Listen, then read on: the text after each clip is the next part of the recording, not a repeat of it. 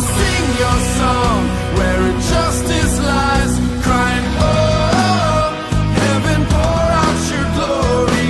Oh, heaven pour out your glory. Christ our Lord, all praise is yours.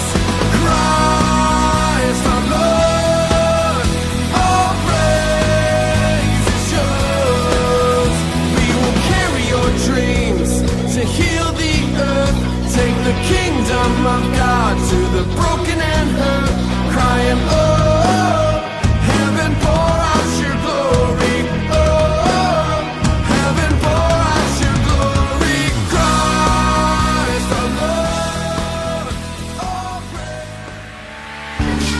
Isang mapagpalang umaga po sa bawat isa sa atin. Ako po si Maribel Montes. Ang patutuko po sa umagang ito ay ang kabutihan ng Lord sa aking buhay.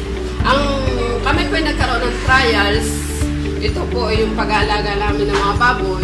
Sa amin po pag-aalagang ito, yung 16 peraso po namin baboy ay natiran lang po ng 3. So namatay po yun, pero hindi po kami tumitigil, hindi po kami kumuha ng mag-asawa sa pagtitiwala namin sa Lord.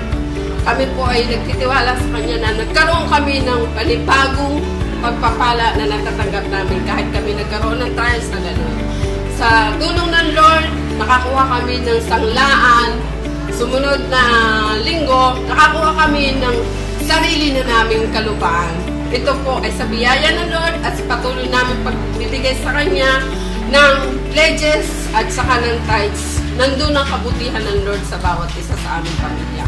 Ang isa pa po namin ikinalulugot at kinatutuwa sa Lord, yung patuloy naming paglilingkod sa Kanya ay nandun ang kabutihan.